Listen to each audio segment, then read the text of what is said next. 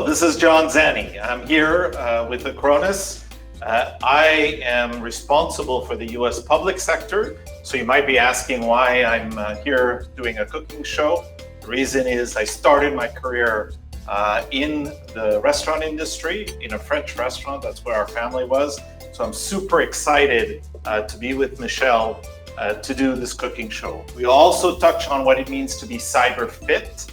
That's a term you might not have heard, or you've heard for the first time during this conference. It's about not only being mentally fit, physically fit, emotionally fit, but making sure your digital data and your digital lives are also fit.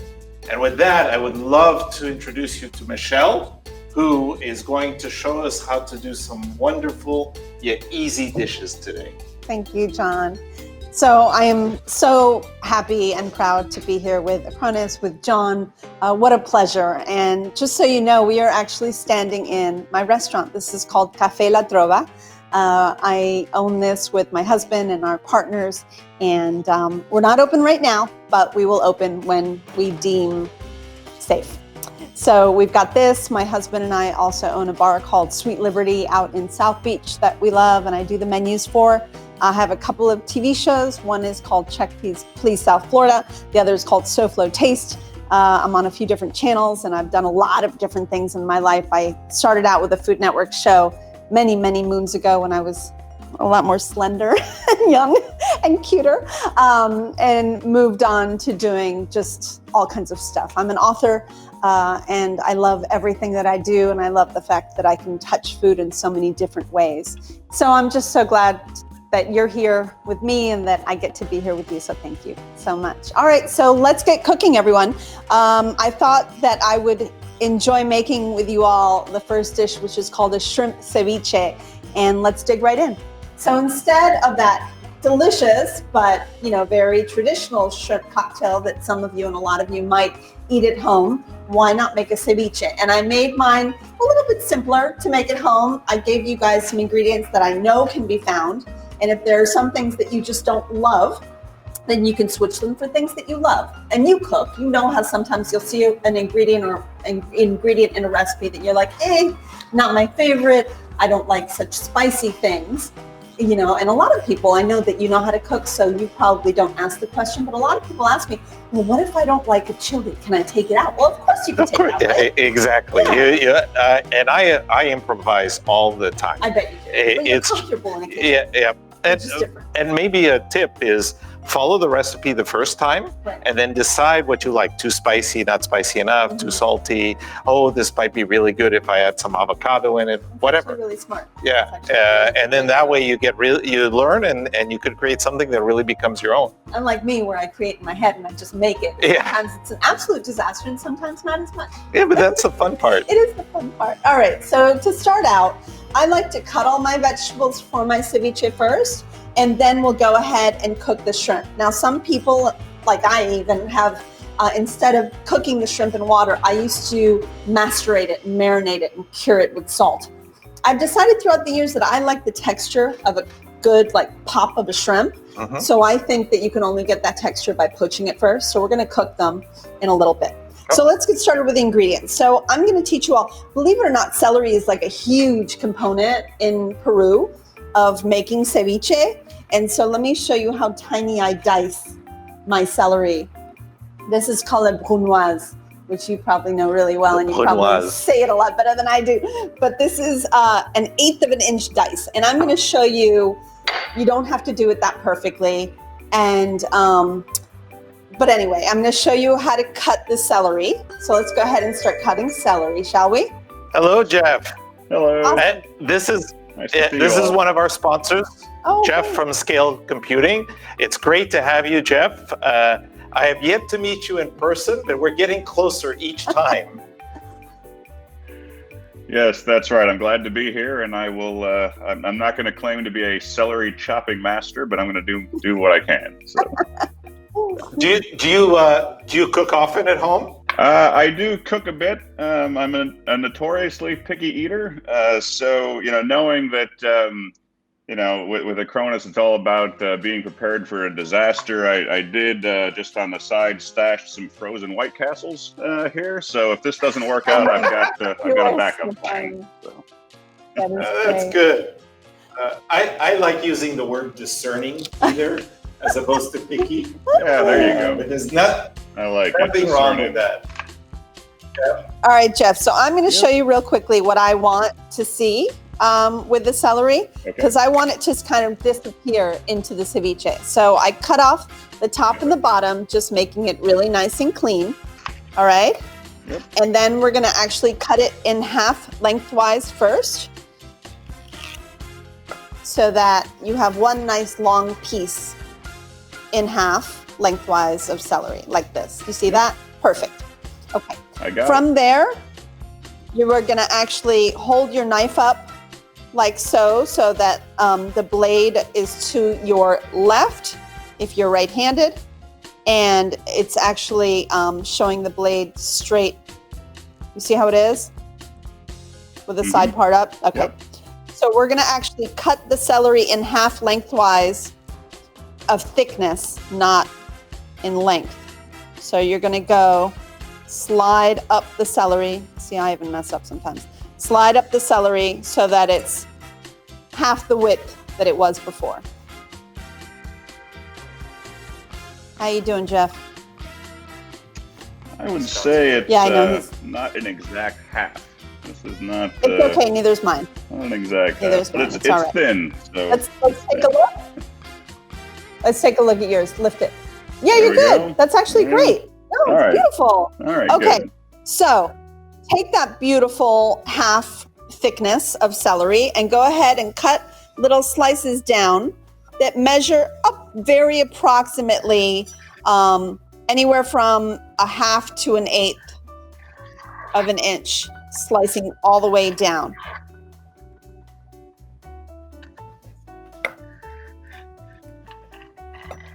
You're very quiet. I know you're concentrating. I'm just going to keep cutting mine. Concentrating. Keep cutting. No, it's good. Don't cut yourself. Just concentrate and don't. We want to avoid the fingers. I got it. All right. No. All right, Jeff. Ready? No one wants that in there. So then Yep. you bunch that slice together like so. You see how these are bunched together?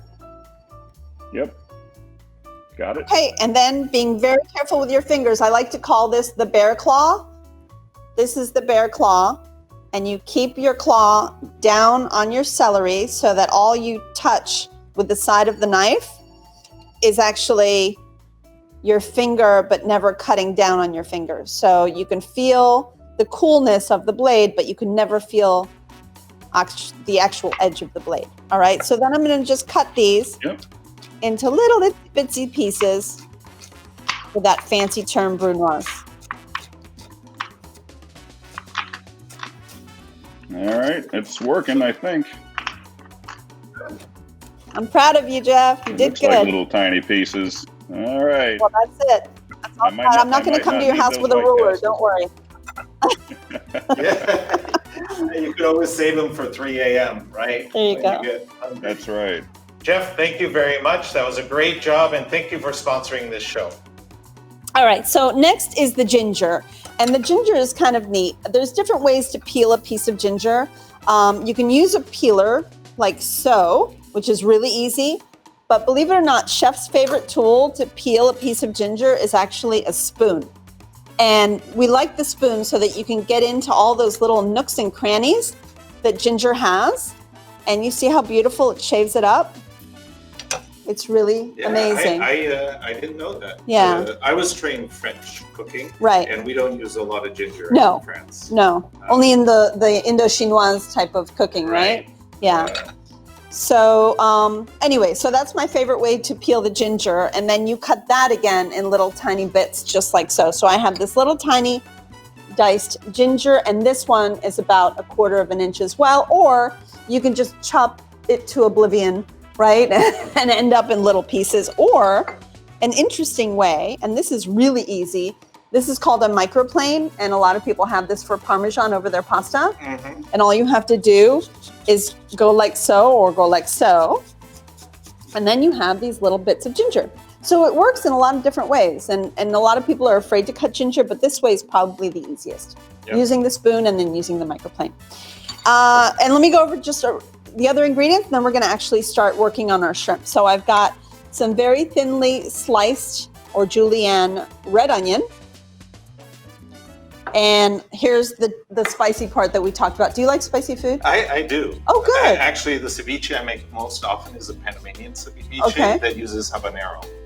See, that's my favorite. I was a little afraid. I didn't know where a lot of people were coming from, and so I try to think about the middle of the country. So yeah, it's probably better. Habanero, I have to wear gloves scary. Yeah, to most definitely to cut it. It's definitely not for amateurs. And you don't want to spend the rest of your day with habanero.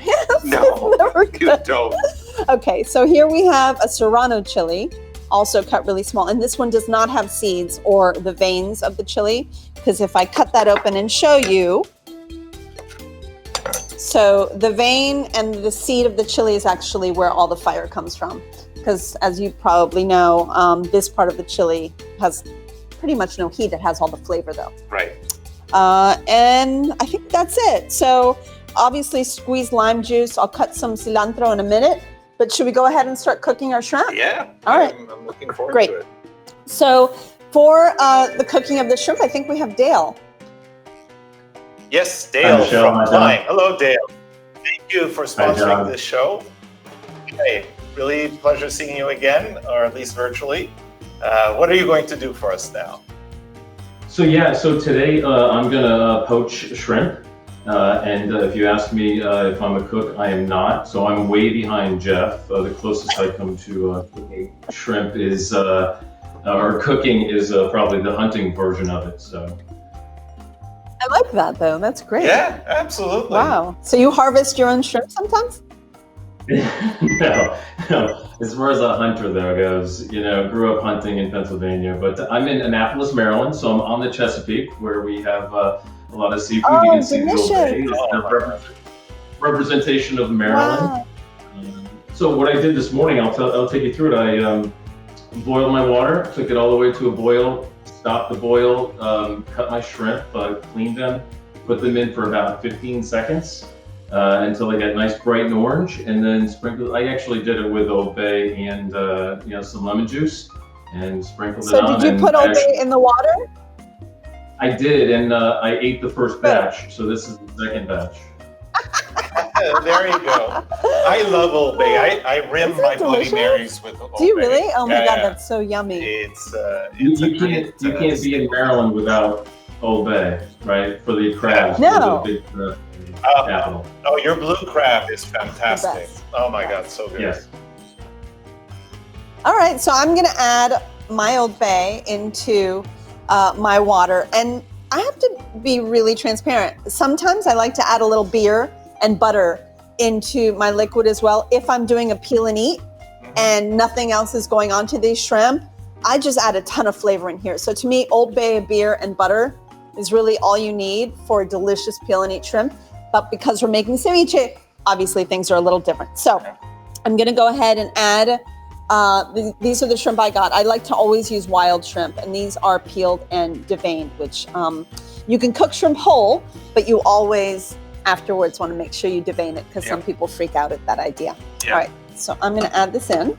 About how long do you cook them? So as quickly as possible, because we are adding, oh, thank you. We are adding a lot of lime to this, which furthers the cooking or at least texturizing process.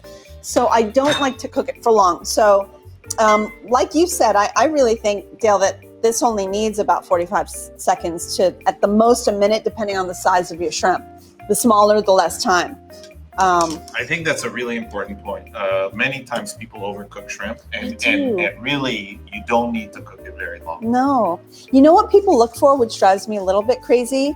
They wait for the shrimp to turn into from a U to an O. Yeah, but then that's too cooked. Right? Yeah. I agree. I totally agree. But, everybody has their thing, and I get that. All right, so I have a little bowl of ice water. So there's two things you can do. When I cook shrimp, I actually don't put my shrimp in ice water because I don't want to wash off this delicious flavor.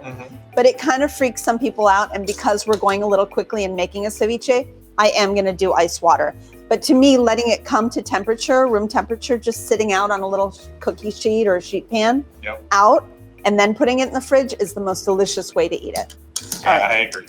So I'm done. I don't want these to turn into O's. So I'm going to place in ice water to shock it. Did you shock it in ice water when you cooked it? I did. I put it in ice water, and then I did sprinkle a little Old Bay on after, just to give it the flavor back. I like it. I like that you did your own way. That's good. I love to, to promote people to really do things in their own style. I think that's wonderful. Yep. Cooking is a lot about creativity. Actually, very similar to tech. Some people think technology is all about ones and zeros, but the reality is there's a big creative component to it. And so that's an important piece. That actually makes me feel good because as little as I know about tech, I love the fact that you're saying that you can be a little creative. I've seen engineers, when I was at Microsoft, come to punches because of how they would declare a variable or write a function, because it was more than one way. It reminded me of certain chefs whose name I will not mention. I'm going to start guessing about that. Yeah. My theory is that the reason they have the table d'hôte, which is the table in the kitchen for people, is just to keep the chefs under control because they won't throw pans if they're customers in the kitchen. Some are a little temperamental. I'm sure you're a wonderful person. Oh, yes. No, I would never yell at anyone. So there we go. So I'm lying a little bit. You might wonder a little bit why we're doing a cooking show here at the Acronis Summit. It really ties to CyberFit. So fitness is all about physical fitness, health, mental fitness, emotional fitness, and cyber fitness is, of course, about digital fitness. And for me, food really is about the soul and the body, right? If you cook right, and you eat and you have company, you really, really enjoy it. Our lives now are tied to the digital world. I mean, I was in France at my father's house where he has literally ADSL and 1 megabit, and I was lost. But we don't think about cyber fitness. And so that's what this is about, is really to get people thinking about what it means to be cyber fit. How do you protect your digital data, as well as your body, your soul, your mind? Well, I have to tell you, I might, again, not know too much about, tech. However, in my world, I do own restaurants, I do own bars. For me, I hold people's information. Not only do I hold their likes and dislikes, a lot of times, they're paying for things now at the tables. I hold a lot of their financial information. I hold a lot of personal information, human resources, management. There are so many things that we do within our restaurant space that have to do with tech that we need to protect ourselves. And so I find this essential to people like us as well. Yep. I am responsible for not only myself, but also, for everybody else out there. Yeah. Yep, absolutely. Well, I want to thank you for this sponsoring here and cooking for us. You did a great job. As soon as the pandemic is over, I'm going to fly over there. Even though I've been to last time I was at your offices was about 4 years ago, but I don't remember eating any Maryland crab. So I'm going to go make a point of going to Maryland so that I can have some of the blue crab there. Yeah. And thanks, thank you, Michelle. Thank you. Yep. Pleasure. Thank you. Thank you. John, would you do the honors of mixing this a little bit for me? I would really appreciate it. All right. So just everybody knows, and maybe you want to show, if you want to show camera. So we've got, I haven't mixed it yet. It's got the celery, a little bit of ginger, the chilies, the onion. And as you start mixing, I'm going to season it with a little bit of salt because we're now about to put in the lime. The hardest part here is not to get any out of the plate. That's right. I know I didn't give you the deepest of bowls. I'm sorry. No, that's okay. So 2 things. Number 1, please make sure your lime juice is fresh. If you don't have fresh lime juice, I wouldn't bother making ceviche because not only will your shrimp know it, your mouth is going to know it. So it's really important on the palate that you use really fresh lime juice. And if you only have lemon juice, that's okay too. I also love to sometimes, if you don't like things too tangy and acidic, you can do a combination of orange juice and lemon or orange juice and lime and have some fun with it. So a lot of people think the lime is the most important part of the ceviche, but believe it or not, what you just did with the flavoring and the salt, that's the key. So a good ceviche is all about what you do to it first. And this is just kind of the icing on the cake. And you don't want it to be soaking in lime. Let's show camera how low that is. So that is, what would you say, about a third of the way up the shrimp? Yep. So that's what we're looking for. Should I toss it Please, some more? yeah, please. And then I'm gonna freshly cut some freshly picked cilantro. So here's the cilantro, and I'm actually gonna leave it on the stem, just like this, John, because I like a little bit of cilantro for my ceviche too. I think it has great flavor. So I'm just gonna keep it all on the bunch. I'm just here cut. making sure that all the shrimp get covered with lime juice. Gracias. One of the things I really like about the Peruvian ceviche Uh-huh. or tiaído is it's very fresh. Like the Panamanian one I talked about, they marinate the ceviche for 24 hours. Do they really? Yeah. So, and it's with halibut, not or sea bass. Okay. Yeah. So it's different because it cooks the fish. It sounds very different. Yeah. Whereas the Peruvians actually toss it to order. Right. When you order it, they mix it. I love Peruvian food. So do I. Have mean, you gone? I haven't. Shame I think on you'd go crazy. All right, so I thought it would be kind of fun to add a little avocado to this. Okay. I always think that things need a little fat from somewhere.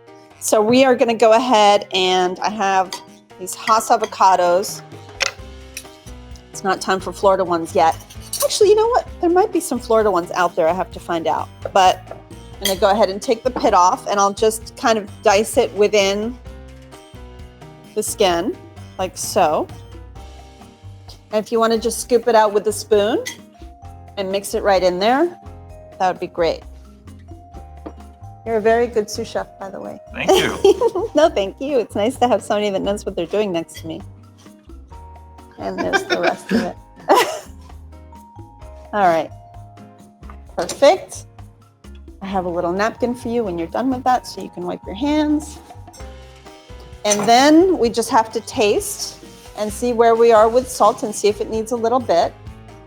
And I found that the corn, just like the potato, are incredibly important ingredients in ceviche. So my little nod to Peru is popcorn for the top of my ceviche. So I either serve it sometimes on the side or sometimes on top.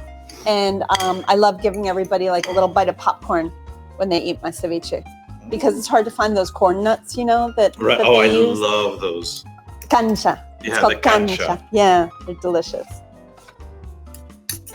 How's that? That's gorgeous. Gorgeous. Okay. Even better than I would have done it. I So, don't think so. do you want to dig in? You have a little plate next to you. Uh-huh. It's up to you if you want Yeah, to no, I taste it do, now or but not. Dis-moi.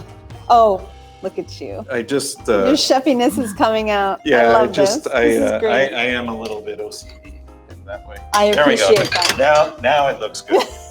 And yes, Now I you're will- allowed to take a picture of that. Yeah, Okay, but I will try a shrimp. I'm very excited. please do. I'm going to clean up for the crepe. Ça va? Ah, très bon. Ah, merci. Oh, je suis content. Thank you. The, It makes me happy. All the flavors come out. You have the little lime at the end. Uh-huh. I probably would have put a little more heat for me, but Okay. you can still taste. I'm the, scared. I don't, you know, Yeah. I didn't want No, to that's attack it. Okay. Beautiful. Oh, that makes me so the happy. avocado comes in. The onion. Oh, lovely. Lovely. This is not a hard dish to make. No. Really not hard, and it's fantastic. Thank you. Thank you.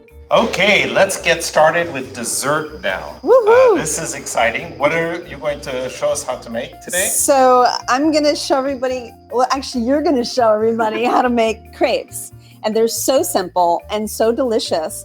I'm going to add my little touch. So I'm Argentine, 4 generations Argentine.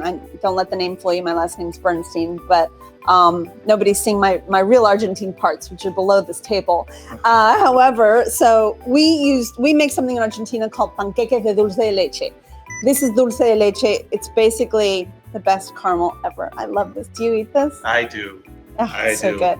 So we actually, in the morning, we toast and we put a little salty butter and a little touch of dulce de leche because it's not overwhelmingly sweet. But a famous dessert in Argentina are panqueque de dulce de leche. And I don't know why they call them pancakes in Spanish because they're crepes. Right, and they're not pancakes. And they're not pancakes, they're crepes. So you are going to show everybody how to make a crepe. So you have in front of you like a tall measuring, I don't know, that looks about 3 to 4 cups, possibly. Yeah, that's a 4-cup measuring. And we can start by adding the liquids to it first. So you have 2 eggs. So we're going to pour the 2 eggs in here. That's right. And you've got some melted butter that I've been keeping warm right here on the stove. But you don't want it too hot. Not asking me to break the eggs and then have to pick out the little shells. I know better. Remember, I do TV and I mess up all the time. So it's a natural thing. All right. So you have sugar right in front of you. Go ahead and add all that. And there's a pinch of salt in that sugar. And then finally, here, I'll take it. Oh. Sorry. No, please. And then spoon in. If you add it all at once, it might be a disaster. So spoon in all that flour. Beautiful. To the milk mixture. And then we have a little hand blender that you're going to add to it. So if you have a regular blender at home, were you making crepes with us, Nick? Indeed I am. Hello, yes. Oh, there we are. Sorry, Nick, I didn't see you there. Welcome. This is Nick from PAX8. Thank you very much for sponsoring this show. We are here making crepes together, but you can see once I get into the cooking, I'm sort of focused. Plus, I don't know how to say this, but my mother taught me how to make desserts, and right now I'm creating a mortal sin because I didn't create a fountain with the flour and put the liquid in there, and I'm just piling it on. But that's okay. So Nick can actually do that. Nick, you have a bowl in front of you, right, to make the crepe? Yeah, Michelle, beautiful. Thank you for including me. There have been a couple challenges. I was preparing for this while I was at home, and I have an 18-month-old. And he would not be quiet as I was practicing. So I'm actually in the PAX8. But thank you for inviting me. I noticed you had a very interesting house, but the PAX8 office looked great. Well, you have a beautiful, clean, it almost looks like you're working in a science lab. So that, oh my goodness, are those awards? What are those, trophies? Like, you know, there's not as many dishes here in my office. So these are actually the 2019 ASCII Cup Awards voted on by vendors, which I had my dry ingredients in. I am now adding my... Wait, stop. Can you make a little well in the center of your flour?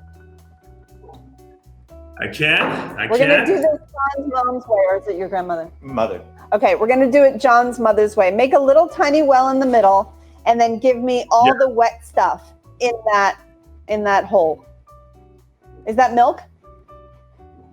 It is milk and eggs, yes. Great. So go ahead and put it all in the center. And did you add your sugar yet? I did. I had all of my ingredients in my 2 cups. Perfect. Go ahead and start whisking from inside, working the inside only. And then you could start working out. Do you have by chance, a rubber spatula with you? I do not today. And as they were prepping me yesterday, you're good. You look great. Okay, John, you go ahead. Put all the way in. There you go. And I would hold on to this while you do that. So John has his working, just so you know, with a stick blender or a hand blender. Something I've never done before. It's sacrilegious right now for John. A Frenchman is making a crepe with a blender. This is just awful. Keep on going. You're almost there, though.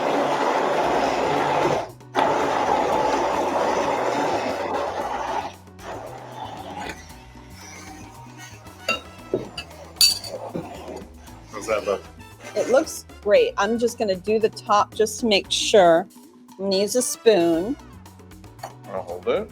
How's it looking? How's your crepe batter looking? Let's take a look. Can we see into your bowl? I think it is looking perfect. And as they were prepping me yesterday, they told me to bring a blender. And this particular recipe reminds me of summers with my Polish grandmother making naleśniki, or Polish skinny pancakes. Oh, nice. Okay, I like that. So this can be done by hand, which I normally make it by hand. I just wanted to make it a little simpler for everyone and do the American style of using a blender or a hand blender. It just makes life easier, and it makes me feel like more people will try it. This actually worked really well, It worked nicely, as opposed to whipping it by hand. And this is a great tool. I use it in soups a lot. Oh, it's the best for soups. But that Not bad, right? That looks great. Okay. Yeah, absolutely. All right. Perfect. Thank you very much for the sponsorship and making the crepes. You'll have to let me know how they taste. And we're going to now We're going to cook them. Yeah, we're going to cook. I wish you were here to cook with us. Excellent. Thanks, guys. You're great. And Thanks. thank you for using those awards for measuring our flour. I think that was great. That was amazing. All right, so I'm going to actually use a little paper towel to add the butter. I always feel like there's always too much fat in the crepe pan, especially the first one. You know, the first one's always the worst. Yep. That's usually for the dogs. And then, not that the dogs get second best, of course not. But that's what I like to do. So They expect it, though. they do, don't they? I know. Yeah, it's terrible. So I'm using a quarter cup. I thought it would be kind of interesting to use a quarter cup, which I never do. I never do things so exactly. But do you want to spread it around, or would you rather me do it once I pour it in? Go ahead. I'll give it a shot. Okay. So the most important part of the crepe, would you agree with me to say that it's as thin as humanly possible? Yes. Right. And those professionals that have the little wooden stick, I've never been able to master. But they are great. Okay, we don't have a So we can, circle. that's okay, but we can cheat this a little bit with a rubber spatula and kind of run the batter off a little bit of the sides, thus making it just a little bit thinner. Oh, that's great. It just, you know, a lot of people have rubber spatulas at home, and it's just a little tool to make your life a little bit easier and to make your crepes a little bit thinner. Et voila. So, and your heat's medium? It's about a medium high. Medium high. Yeah. So you don't want to overcook it too fast. You don't, but you also don't want it to be too blonde. You know, you want just a little bit of color. So then, I don't know if you grab it with your fingers, but I do. And then we're going to flip it over. So this one's a little blonde. So I'm going to raise the heat just a little bit. And I think we should make another one a little bit thinner. I usually flip the pan. Do you? Yeah. But this pan's a little trickier because it's got the sides. Yeah, high sides. Yeah. I don't know. I think we might have used my crepe pan for the show, and now it disappeared on me. I can't find it. But it is nonstick, and it does work well. So, and these little tiny rubber spatulas of mine do just the trick. So let's go ahead and try one more. I'm going to let this get a little bit hotter. So this is induction using magnets, and it's amazing how quickly the heat is very fast. Yep. So, it's already ready. Okay, so I'm going to go ahead and use this just to get us a little bit hot. This is an interesting trick with the butter and a little paper napkin. It really does even out the spread of the butter. Yeah. And make sure there isn't too much. Especially it's a nonstick pan, right? You don't need all that much. That is correct. All right, so let's do this one more time. And I'm going to go ahead and spread it using my rubber spatula a little bit to maybe help me out. And these you have to be rather patient. There we go. It's hard to get the camera to see what I'm doing, but you see the spread, how slow it trickles. But this is good. And then I can push it using my spatula and create a little more of a round. But honestly, once you fold it up, it doesn't really matter so much. Yeah, they won't notice. No. Are the in Argentina, are the pastry chefs usually a dedicated profession like they are in France, or do they all? No, they're very much so. Yeah. And it's interesting because the pastries are so different. You know, they're very Italian. The Argentine, I don't know if you know, Argentina is like 75% Italian. So a lot of the food, like put it this way, my mother thought that gnocchi was from Argentina, not Italy. Shame on her. Yeah, she had no idea. And so, yeah, so you find that there's a lot of Italian desserts. You'll find a lot of tiramisu, but we're also really known for churros. Yeah. I'm not really sure where churros originated with a fried dough donut, but we seem to think that they're from there as well. Churros are better than any donut you can get. Churros With chocolate sauce Oh my and cinnamon. goodness. The best I ever had, I think, was in Mexico. But anyway, all right, so we're gonna take this crepe, and even though it's not absolutely perfect, it is delicious. And we're gonna set it down, and we're gonna put a little bit of dulce de leche, which you can buy almost anywhere, I think. You can find dulce de leche, right? And put some right inside the center, not a crazy amount. And we can do a little fold, just like so. And then I thought it would be interesting to bring a little bit of blue color, a little nod to you. Yep. And I think we have our next sponsor here, great. Tim from Ingram Micro. Yay. Hello, Tim. Hi, John and Michelle. How are you? hi, Tim, how's it going? It's going well. You have a beautiful kitchen. Thank you so much. Yeah, it's been a neat house. I moved in about 6 months ago. Oh, it's gorgeous though. Thank Yeah. you. All right. So, Tim, originally I thought maybe of just putting some blueberries right on top, but let's make this a little more interesting. Is that okay with you? Are you ready for the Sure. challenge? Well, we'll see. Yeah, but absolutely. Okay. All right. So, to macerate the berries, let's take, oh, you're going to wash them first? Yeah, why don't I just Have you washed spend your a berry? couple of moments to make sure that that's good. Please do. Ours are already rinsed. So go ahead and, when you get blueberries from the store, you never know when you're going to find the odd blueberry that's maybe not as pristine. So it's always Yes. good to go through them, rinse them in your colander the way you're doing. You've washed them just perfectly. That's great. I eat a lot of blueberries because they say that they're good for memory. And goodness knows I could need more memory. So yeah. All right. So you're clean. You're all good with your berries? We're good. Perfect. So do you have a little lemon or lime juice around? I've got a little bit here. Perfect. So let's go ahead. I'm going to squeeze. You already have yours juiced. Let's go ahead and add, let's see, do you have there like a tablespoon? Is that what that is? I do, yes. Perfect. So let's do just 1 tablespoon of lemon or lime juice right over your blueberry, like so. Got it. Great. You're going to want to do more, but don't do more. And then if you have either sugar, agave, or honey nearby. I have a little bit of I have Perfect. a little bit of agave. No, agave's delicious. So go ahead and do about the same amount of agave as you did the acid. So 1 tablespoon of agave, which I'm going to do sugar in mine. I love agave, Tim. Agave's delicious. I use it everywhere. I actually very rarely use sugar at all because I just find that and honey. Yeah. They add some unique flavor and still sweetness to it. It's interesting. The first 5 years of my son's life, he never ate sugar. I only gave him agave. And then when he was old enough, he could have honey. And then, of course, his grandmother babysat and gave him cotton candy and everything went down the drain. There we go. I never understood cotton candy. I don't either. Ugh. All right. Tim, give that blueberry a taste. Tell me what you think. This should be just a nice balance of the sweetness and the lemon lime juice that you added. Good. Super Yay. nice. We got the nod of approval. What's that? Just said super nice. Super nice. Oh, good. Great. Now, the French in me has to tell you, if you experiment with this, some alcohol in here. Grand Marnier actually. Grand Marnier would be delicious, Yeah. for example. Even a little rum. Rum has a bit sweetness to it, like Sure. Diplomatico. delicious. would give it a nice little kick.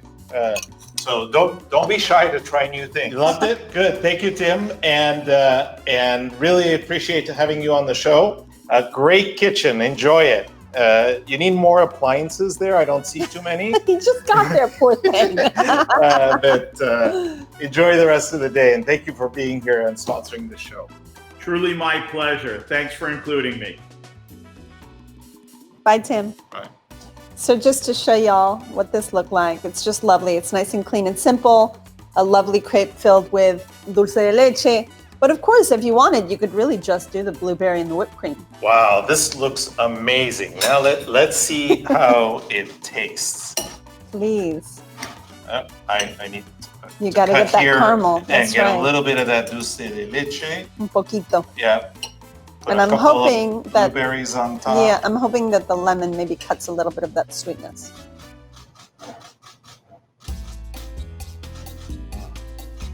You did good?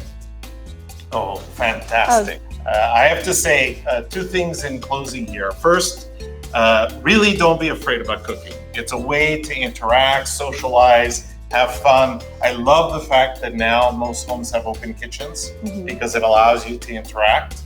And then the other part is when you're thinking about fitness, food really brings people together, but also don't forget about cyber fitness and protecting your digital lives and your digital data, because that is also super critical. Whether you're a restaurant, keeping information that customers trust you have, or your own photographs, or your big business. And I want to thank all our sponsors for the Acronis Global Cyber Summit 2020. Without them, this would not have been possible. There's a lot of great sessions.